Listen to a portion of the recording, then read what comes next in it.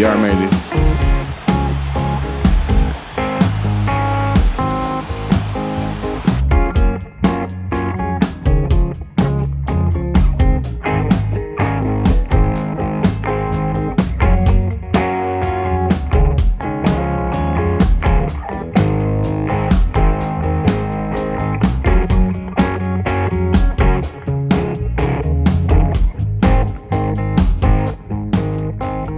Welcome, everybody. You are back in the nest with the Gnarly Bros. Here with Kason Kelly. I am Harmon Hansen. Kason, how you doing today, brother? I'm doing good, dude. I'm doing real good. Heck yeah. So we're going with Back in the Nest? We're going with Back in the Nest. Love We it. are.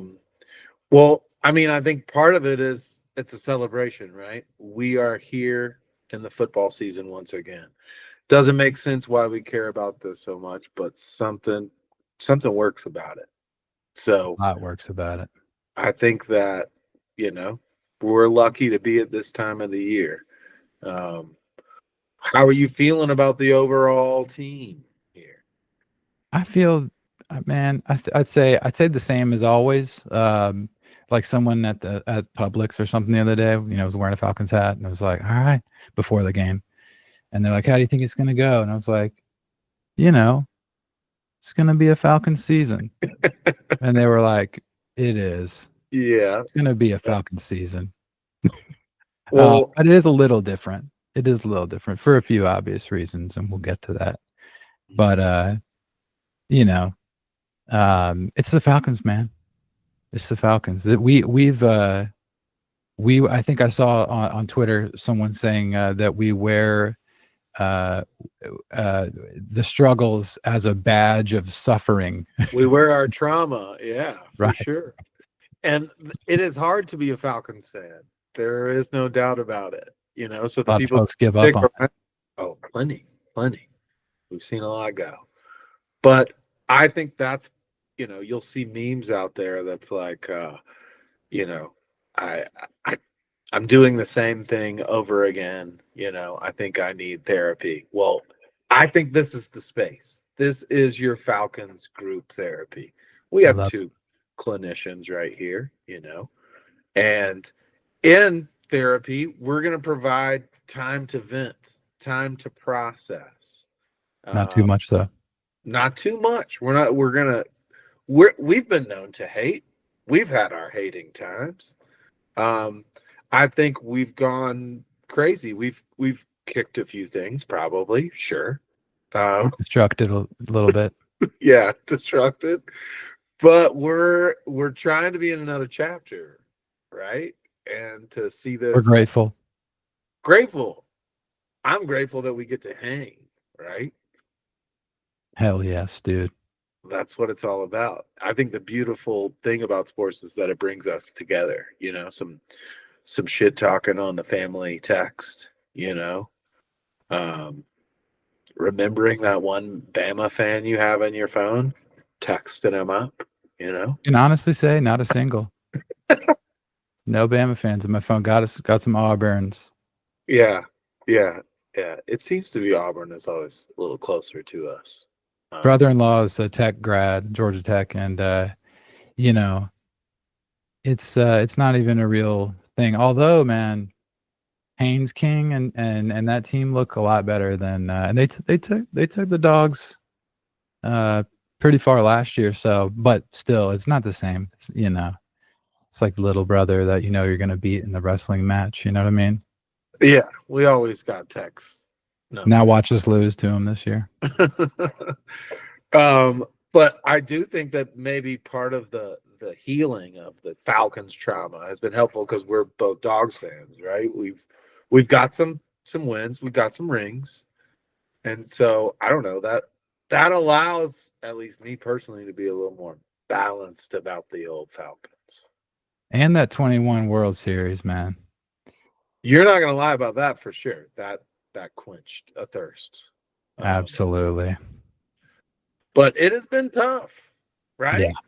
Oh, and I think part of the venting and processing, it's like if you see the same thing over and over again and you expect different results, it's insanity, right? And that's kind of how I felt when Koo missed that field goal. Sure. Like, You see the we've meme. been here before. Yeah. People, they call it falconing, I think. Falconing, yes. Yes. We have to accept that's part of our history. That's part of our lore. I love Koo though. I do too. I'm not against him. I'm not against him. And I think that's the Falcons' way. It's like, man, we used to hang Koo. We know those game winners. Like, and he really balled out in those years where we weren't good, right? Oh yeah. He'll ball out again. Maybe. So what do you think? Koo to the curb? No way, man. No way. See, the Niners, speaking of trauma, their head coach could be seen on the sideline when I think his name's Jake Moody, their kicker, missed a pretty easy field goal. And Shanahan, man, he's like just such a douche, and Talented douche. And yeah, they fired him or they released him or whatever today, which happens all the time with kickers. Someone say they diced him. They diced him in certain circles, And so I don't know, man.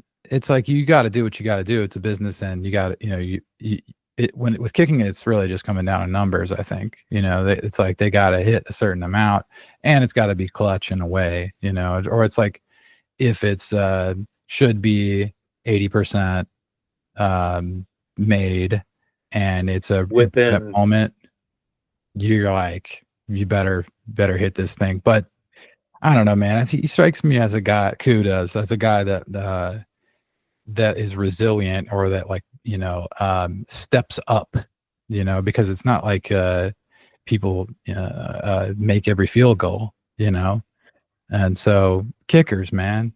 Freaking kickers. It's a flaw in the game, honestly, if we really wanted to get into it, that it comes down to that. But I guess you could look at it as like a beautiful thing, that it's like this totally unrelated aspect. This guy, this like skinny guy on the sideline standing there all day, has to come in, like the Falcons all-time leading scorer is Matt Bryant. Money Matt, right? Yeah, for sure. Dollar bills. Dollar bills. But brought him back. Right. We've released Koo before, right? I think so. No, I don't think so. I don't think we've released. Who did he replace? It doesn't really matter, but we should bring in Hot Rod, dude. Well, what we should also just note is that this is a fans cast, and when we say cast, it's with a K. Podcast. Did you get my note about what a flock of Falcons is called? Oh yes, a cast. A cast. Nice, yeah. You didn't read that? No, I didn't. No, I did. I did. I remarked to Rachel. I was like, a cast of. All right. Yeah. Okay. Hey, we're part of that cast, just as much as anybody. We've been Falcons longer than Jalen Walker. Good point, man. All right, I see what I've said things like that about being a fan before, especially if like your team gets like a shitty coach, that like Arthur Smith, for example. It's like, this dude's gonna be gone. We're still gonna be here, Totally. Yeah. Okay. Yeah. So you're saying there's something sacred about being like a fan, or like holding on to it. I do, and I think there is like kind of a zen about it that I'm searching for. I don't know if I'm there yet, because just a little background.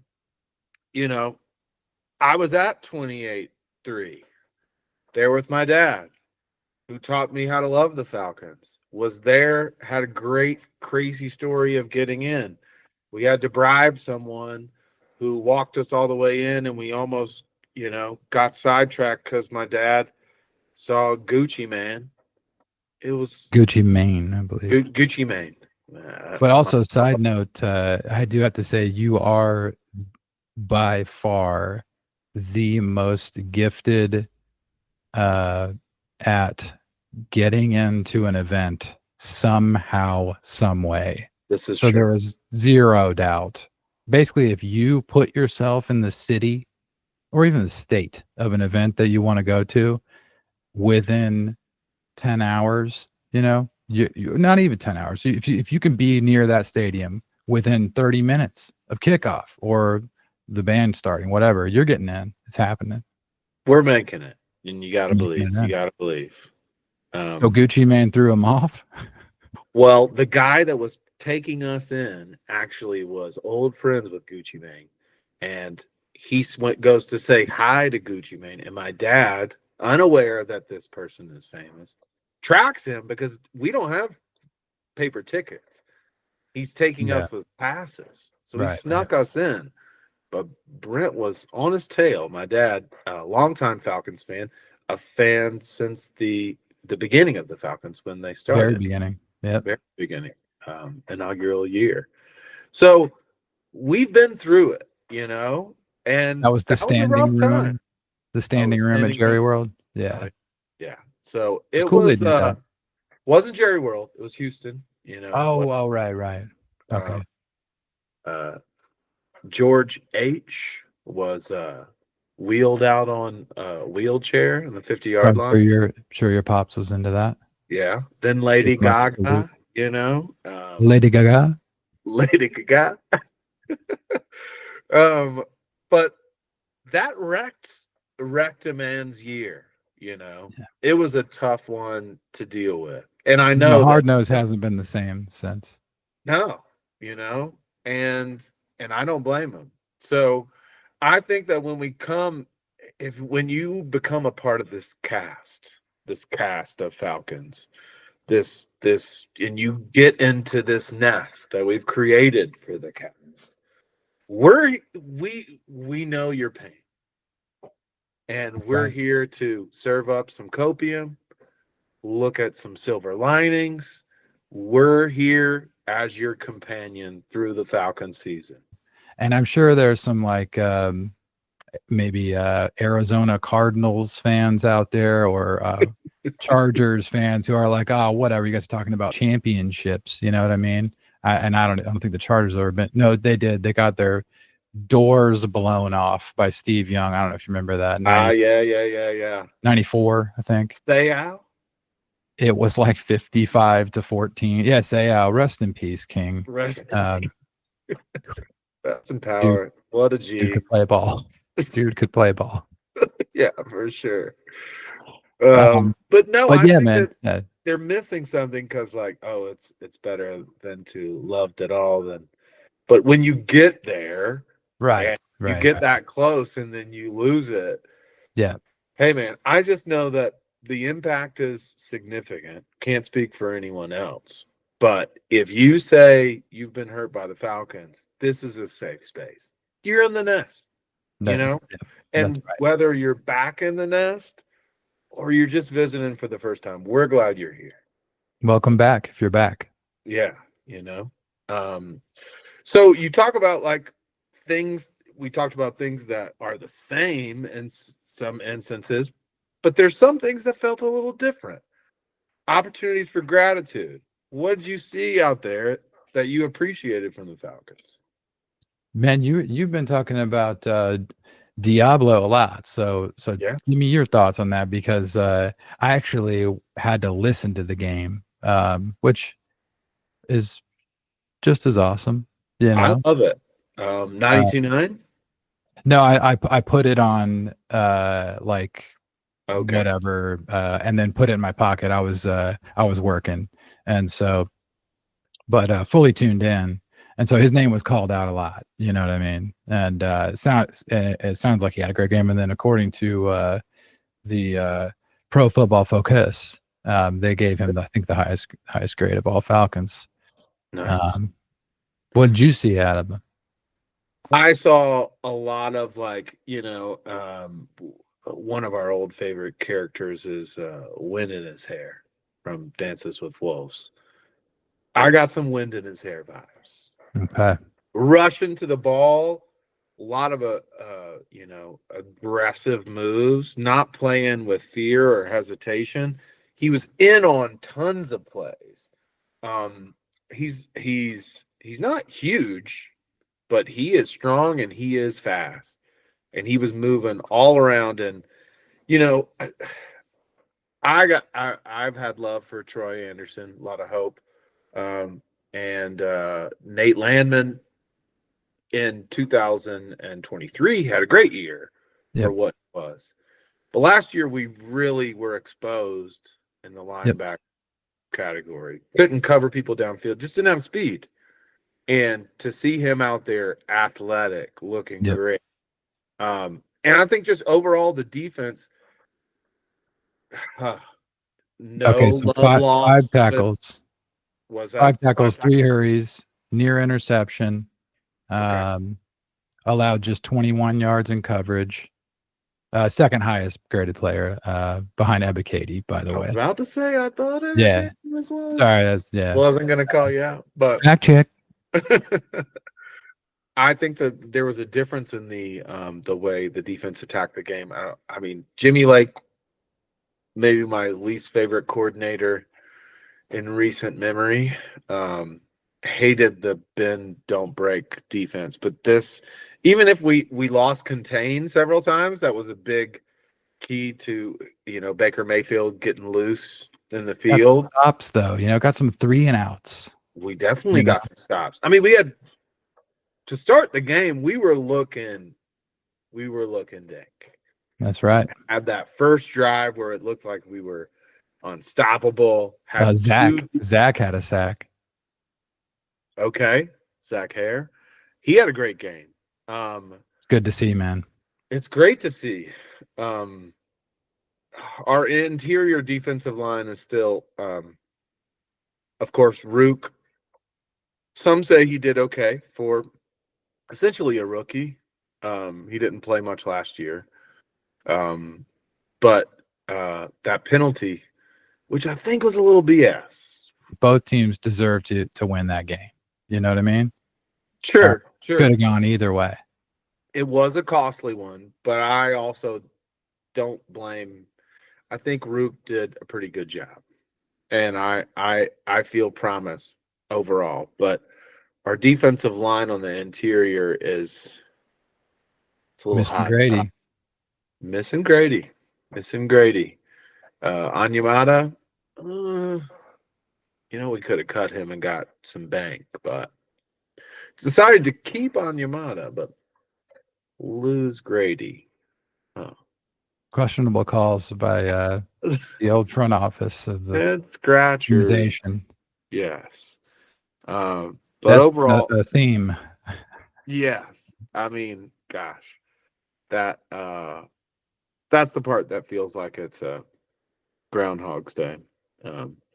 Mismanaging Koo, the kicker, mismanaging Kirko Cuz last year. Everyone knew something was wrong with him, but yet we're sticking with our guy. I'm not sold on Ra. That's a head coach. That's a head coach's thing right there. Okay, I'm gonna go on this.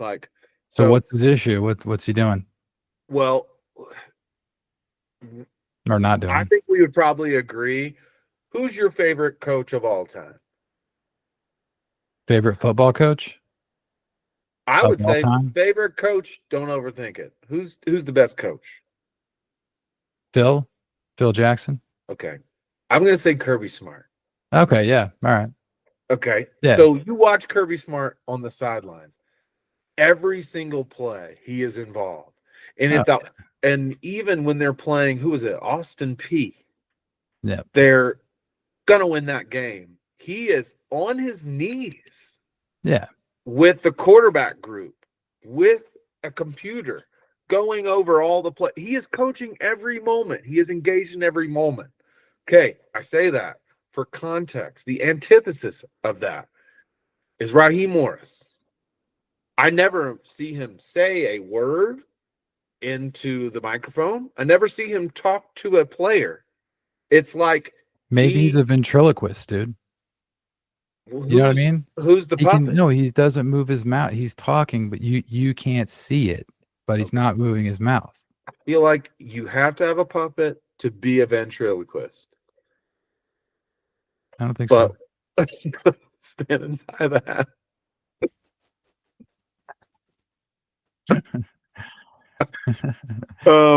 I just don't see him as being engaged. I don't know. They say that like he Like engaged with what? Like engaged with the process? Because isn't he like a player's coach and stuff? but I don't see him talking to any players. Yeah. He Uh, looks scared. He looks like constipated, or he does not look comfortable. The whole, and which is so crazy, it's in contrast to his personality anywhere outside of the actual minutes. He's very charismatic, has all this to say, but on the sidelines, he's kind of, we talk about fight or flight or freeze. I feel like he's freezing out there. okay. All right. Yeah, and so you'd rather us have a McVay type guy. I mean, every team probably would, but Sure, let me yeah. have him. I mean, but if we're just talking vibes and aesthetics, then there's tons of great coaches that really were just not. Freaking Jimmy Johnson, one of the best football coaches of all time. I mean, maybe it was his But older he was years. chewing people out. And yeah, I guess you're right. Rowdy. Yeah, I guess you're right. Yeah. Rod just doesn't seem involved. Of course, I'm aware that there are many things that I'm not privy to, many things that he's hearing. I just have no evidence of his contribution to the game itself, besides tossing out a red flag here and there to challenge a play. That's about it. Okay. Still not sold. I bet I he's want a to hear good. what the players have to say, man. I think that's what mattered, because they do like him. They like him a lot. Have you seen that Mike Davis interview where it's like I should know the name of the podcast, but I'll pull it up. But it's like a bunch of former players. They're in like this basement, and they're just letting it all out, man. It's pretty sick. But they had Mike Davis on there, and they talked some shit on the Falcons and just the organization in general and the vibe. And it wasn't Raheem at that time, but I think it was Arthur, right? Yeah. It was What did Arthur. they say? Just lame or lame. Yeah, like no cohesiveness, no like culture of like excellence, I guess, as Kirby would put it. Now, granted, these are a couple guys. One of there is another former player. I should know his name, but I don't. But yeah, I'll send you the link. But yeah, it was like kind of cringy to see, and it's like we already know that. We already know that if you line up the 32 organizations, people aren't like jumping out of their chairs to rank the Falcons as like one of the as like the best football culture and the best organization top to bottom. It's going to be in the bottom 10. Well, I do think that players voted on owners and ownership, and that they got high grades. Not a fan. Oh. I'm not a Blank guy. I don't like Arthur I'm not Blank, trying to defend Blank. I'm trying to say that the players, there is empirical evidence that they like him. Okay. They appreciate him. They also know who Probably their boss they, is. They also know whose name is on the check. Yeah, but this was league wide. Okay. I mean, yeah, dude. I'm sure he's a nice guy.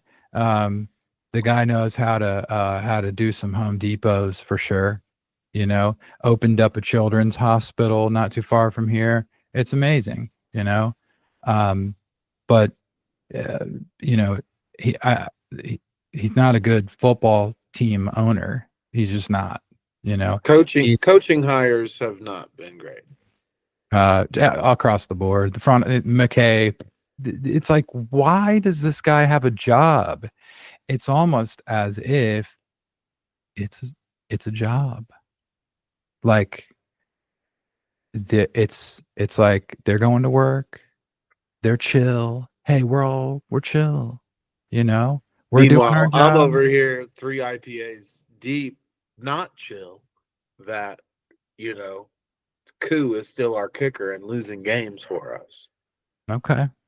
You know, You think? I mean, he didn't lose the game for us. How many yards out was it? And apologies to all of so the listeners let's for my ignorance and lack of we're gonna have due to do. diligence here. It was a 44-yarder. That's pretty deep, man. What's the percentage on 44-yard kicks? Let's do it. Let's do it, baby. NFL. What's the percentage? I was not like. I've thought that Koo's just going to turn it around, like he's on a cold streak. He's kind of like Mark Wohlers couldn't find the plate, but 80%. 80%. Just like I said earlier. So, all right. Shout out to all our Falcons brethren. Want to get a shout out to Denny K. Shout out Denny K. He watches every minute of every game. Has Love for that. the last 30, 40, 50, I don't know, 50 years. Yeah. Is this year 60 for the team? Yeah. Or is it 50? Yeah, 60. It's 60. This is the 60th year. That's right, man. It was 65, right? That's right.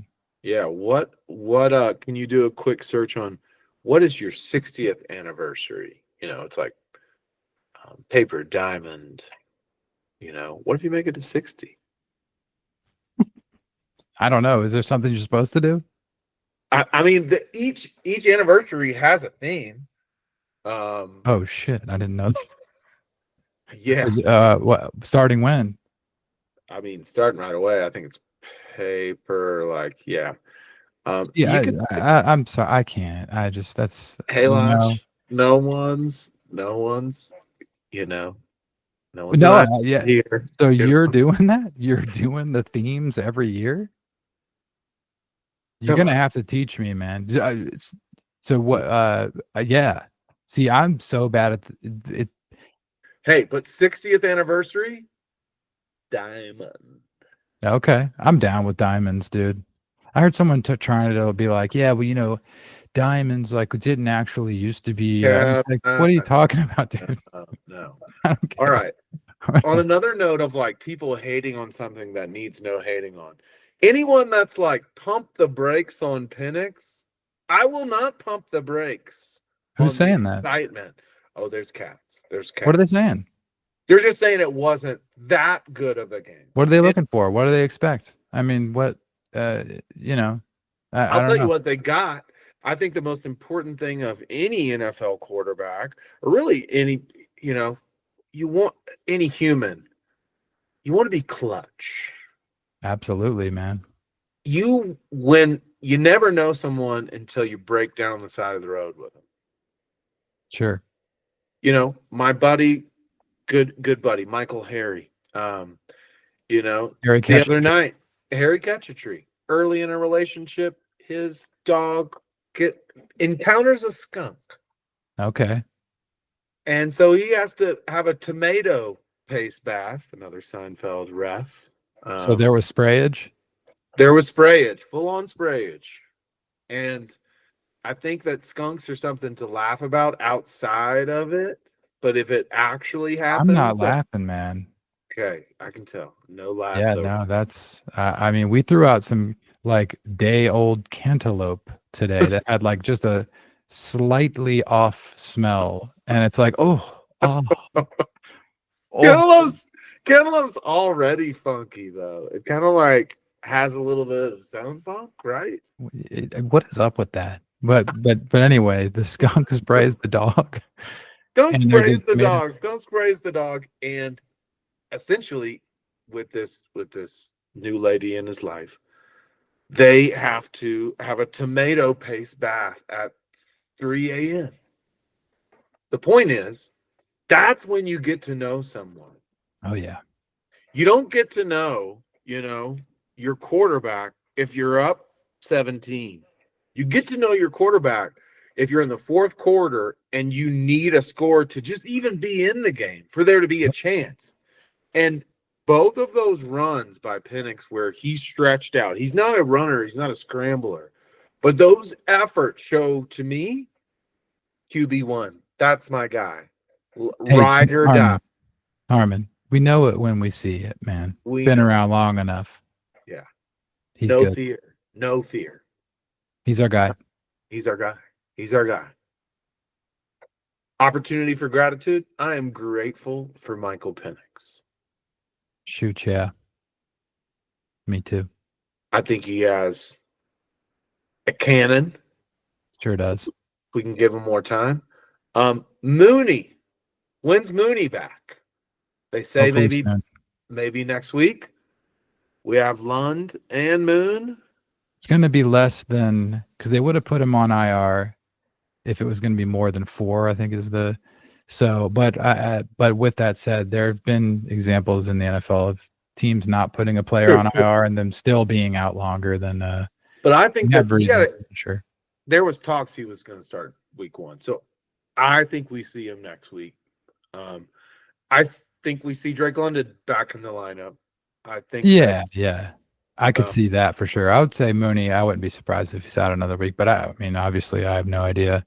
But in the don't know if you know this, but I play fantasy football. And learn how to read the tea leaves and that stuff. But again, man, stuff you just never know. So I mean, I'll be more than happy if he comes back. I got him on a fantasy team. Nice. All right, let's real quick. Fantasy name. I went with the Penix Mightier. Oh, nice. Okay. Remember that skit? No. The Penix Mightier was Sean Connery. It was like I can't remember the actor who did it. It was like not Colin. Was it SNL? Yeah, SNL. Yeah, but Will Ferrell is Trebek, which is great. Oh, yeah. When I play Jeopardy. Yeah, they're doing the Celebrity Jeopardy, yeah, and the category is the pen is mightier, and he keeps saying the penis mightier. It's pretty good. We are very grateful for our quarterback. We're very grateful for a new look defense that even if everything hasn't come into fruition yet, there's a different mindset, a lot more attack. Felt like the rookies played well. Bowman, Watts, Xavier Watts. Xavier Watts played really great. 6 tackles, 2 pass breakups. Could have had an interception. Also, just name was called a lot. And sounded to me like the announcers were like, seeing his energy. And I remember when they picked him, I was excited about it. And when you read like his profile, like his bio and stuff, dude is like, he's a gamer, like not obviously. I mean, he might play like Madden and stuff, but you know what I mean. He's a baller. Dude is a freaking baller. The 2 high picks rookies. I think there was it was okay, but nothing great. Jalen Walker didn't look that impressive. James Pierce Jr. Couple of tackles. Pierce registered. No, but he got pressure. He's winning those one-on-one battles, and it's going to pay off. Yeah. Okay. I'm worried much less about Pierce than I am Jalen Walker hitting. Pierce is gonna be an All-Pro before it's all said and done. You heard it here first. Okay. He's legit. But the picks with the 3rd and 4th round, amazing. Watts, Bowman. Yep. I think that this draft we're gonna look back at it, even if Fontenot or Ra's not here. I think that was a damn good draft. It's gonna those 4 people will play on this defense for the next 4 years and get better. When you pull up the old, and this is just ESPN, it's a table full of zeros for the Pierce dog. Just calling it what it is, you know. But hey, Big Ofer. we'll get some numbers on there. Hey man. Hey, the folks in the nest gotta trust that, you know, if their boy Diesel of the Depths is spitting something, he's done his research. And You saw it? I did. I saw it. And I did see statistics as well. I think he had a 23% pressure rating. Okay. That doesn't always, you know, he didn't get any sacks at knee Translate. tackles, but like he's breaking down the line, and it's athleticism. He's a dude. We can work with that. If we're getting penetration, then that's going to be helpful all around. We'll refine Penetration. penetration. Everybody. But what's needs going on with my boy Jalen? He was on kick coverage. Not what you want to see out of a first round draft pick, you know. So what's going on? I mean, he was injured a lot of the training camp. He missed some time. He's a project. He's not refined. James Pierce Jr. he is an edge rusher. Point blank. That's what he is. I think that, you know, Jalen Walker is one of those tweeners. Call him a hybrid if you like him, tweener if you don't. But he jack of all trades, master of none. You know, like There's a lot of those these days, though. I know in the NFL it doesn't translate that well. In the college game, it's great, move them around. No, athlete. It happens in the NFL. I mean that's what people said Micah Parsons was when he came to the league. You know, so yeah, but not everybody's Micah Parsons. Yeah, so you think they thought he was going to be something like that, like Micah Parsons light or something? Sure. But, I think more than anything, they knew that he would take longer to develop as an NFL starter than James Pierce Jr. Even though he has more, perhaps, upside, James Pierce Jr. is going to be able to be plugged in and be more valuable. But they all got snaps. The 4 edge rushers pretty much got equal snaps. So that's where they had Jalen playing was he wasn't playing any like pure linebacker or not a snap. Wasn't dropping back. Yeah. Nope. How do you feel about that? You think you should be in seeing as the other 2 linebackers played great, it's hard to say that we should do something different. But yes, I think you're losing potential. I think that you could run a lot of stunts and you have a lot of versatility in the pass coverage. Jalen Walker is fast. He can cover a tight end. I don't really. Yeah, go ahead. Sorry. I was going to say something really ignorant. I was going to say I don't even really remember what Kirby did with him. I remember he got a bunch of sacks versus Texas. I remember that. Yeah. I mean, he was a ball hawk. This is one thing that there were moments in the game versus Tampa Bay where we could have used what do we call it? A scout, what do we call it? A spy. Where this is where the defensive player in the back, they watch the quarterback, make sure that they scramble. We have Ellis do it at times. I think Jalen Walker is a perfect spy. Okay. And I think that when we play Jay Daniels later on in the year, like it would be nice to see that be utilized. What's up? Probably going to lose that game. Oh, man. Yeah. But, you know, in general, I'm grateful that we have this space to geek out. And I am excited about this Falcons team. Me too, man. And it was good football. Hell yeah. What more could you ask for, dude? Because the game is more important than the laundry. All right, that's Okay. a Seinfeld. That's a Seinfeld little bit. I think he had a bit where he was like talking about super fans and just fans of teams. He's like, they're just rooting for clothing, which is obviously hyperbolic and ridiculous, Yeah, But but yeah, man. I mean, I love my laundry, right? I got a bunch of it back here, different things. Got a couple of Falcons jerseys right here, okay. But I love the game. You The got game to love the game. experience. Yeah. You Being got to there love the in the game. moment. You got to be able to watch Baker and go like, "Holy shit, man. Totally. This is awesome. This dude is incredible." Not be like, "Oh, I hate Baker" or something. Get that crap out of here. You know what I mean? Yeah. You see, he's back on commercials now, man. He had a little hiatus there for a while, but he's back, baby. They got Baker on like Hardee's commercials. You're not gonna catch me hating on Baker.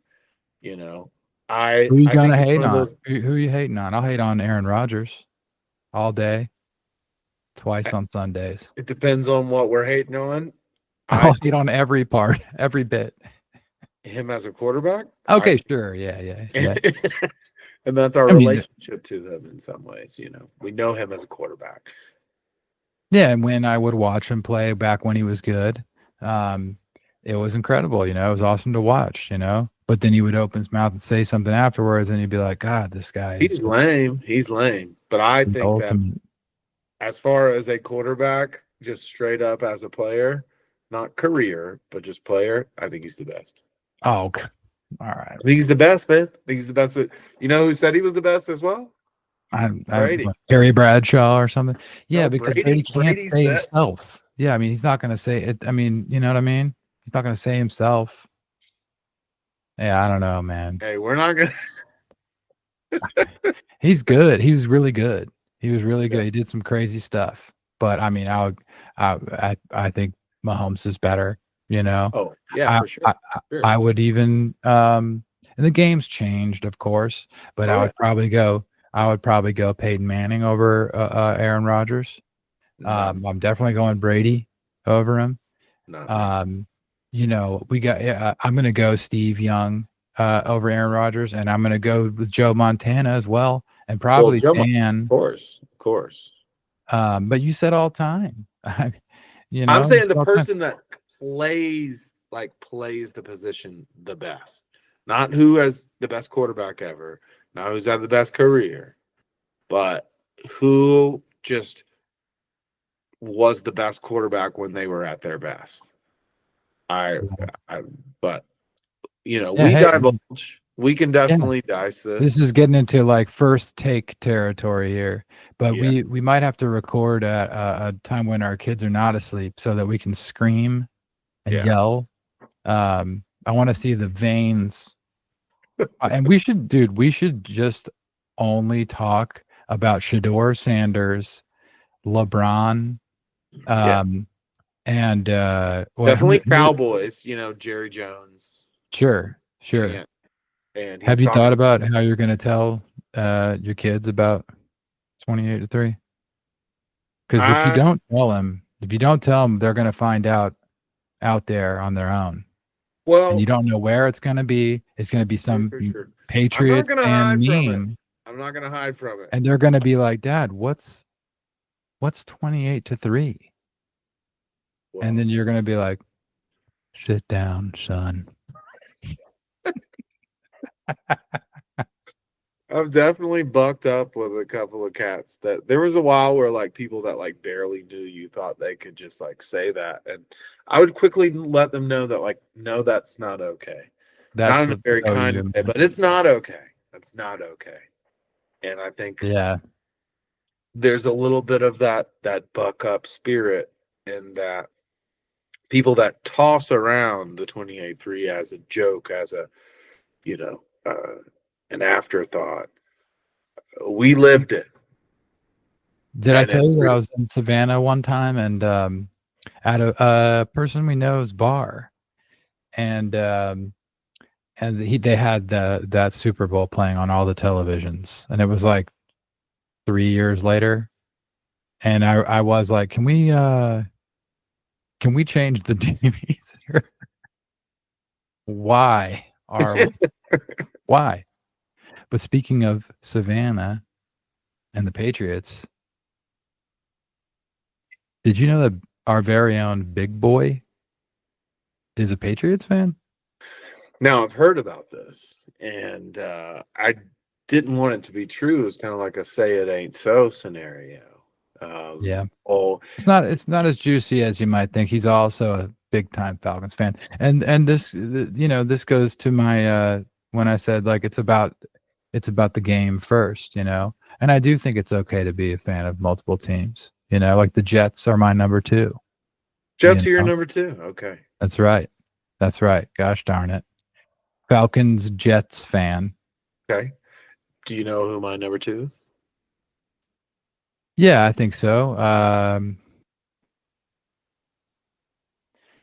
I won't say. I won't say it. But it's not the Broncos, right? It's not the Broncos. At one time it was, but I live in Colorado.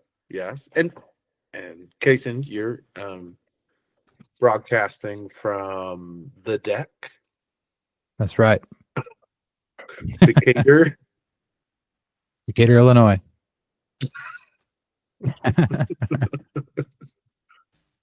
I'll go Texans, I guess, man. I don't know. Now, Lions. Oh yeah, I knew that. Might be a not so magical season as last year. Yeah. And then third, Bills. Yeah. I like my boy Josh Allen. He's a baller. She got married to what's her name? Yeah. She's a baller. Hey, let's give it up for Hard Knocks. Like, great show, right? I haven't watched it in a while, but yeah, excellent show. Oh, the Bills season is great. I bet, dude. Yeah. And Josh Allen season was not as great. No. Not as great. No. But we're fighting the fight here in the nest. And by the way, man, sorry to interrupt. Mike Smith, winningest Falcons coach of all time. All-time record of, I believe, like 66-44 for a Falcons coach. I mean, I don't know. At some point, we should give this guy some kind of credit, man. They had never won, had 2 winning seasons in a row, and him and Maddie come in there, and I think they rattled off 3 in a row right there, or maybe 4. So yeah, man, shout out Mike Smith. Shout out Mike Smith.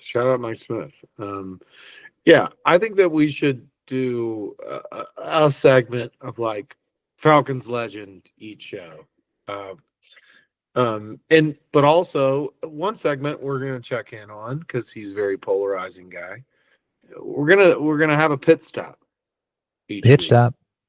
I felt like Kyle Pitts played with more intensity and intentionality than he has the entire time I've seen him in a Falcons uniform. He it might not succeed all the time, but his effort is there. He's still a little goofy, but man, the dude's a beast. He stiff-armed some cats. And he had some clutch catches. Is he a dude? Yeah, still, I don't think he has that. Whatever Baker Mayfield's got, Kyle Pitts doesn't have. But it still doesn't mean that he can't be very helpful to our team. Do I think he sticks around next year?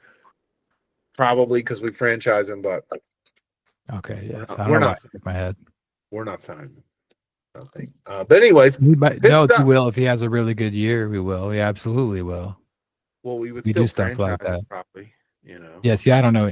When it comes to contract stuff, it's like there's something in my brain that like can't. It's like I like. It's like I can't see it or something. I don't know. You know who knows contracts? Pops. He'll tell you all the loopholes and everything. Shout out Pops. He's also into fisheries and wildlife, I believe. That's what he ended up majoring in. Yeah, knows a lot about fish. Nice.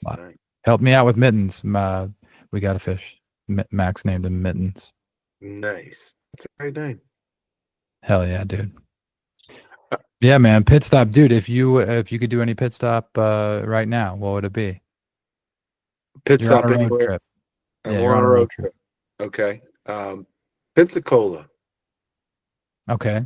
All right. Pensacola. It's on where you I-10 going? if you're going to Texas, So this is like a full city pit stop. It's like a Oh, you're talking about more of just a little stop in. Oh man, it's hard for me. I'm going watering hole. You know what I mean? Like is that what it's called? Watering hole? Swimming hole. Swimming hole. Well, Swimming you could. hole. What is a watering hole? Is that what people call That's like more a dive bar? when you toss them back. Well, I mean, They dude. could be within the same trip, man. But also around that area, the Panhandle has a lot of cenotes. Heck yeah, Panhandle rips. Yeah, and some cool Florida, man. Florida's got some crazy stuff going on, dude. well, that's the thing. Growing up in Georgia, they sell you a lie that's like they're trash. They got the Gators. No need in going down there. Not true. Florida's a great state and very diverse and very big and a lot to offer. A lot going on there. A lot going on. They're not chilling. No chilling in Florida, man, or person. That's right. We accept all Florida humans here. All are welcome. Hey, and if you're a Saints fan, come on in. There's room for you in the nest. Yeah.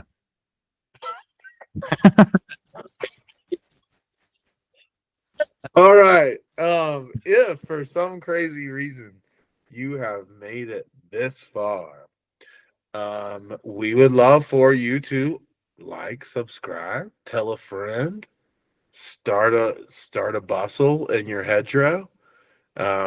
We would love to have you again here at the nest with the Gnarly Bros. Thank you, Kason. Dirty beasts. Dirty Beast. Diesel of the Depths here. Dirty Beast and Diesel of the Depths.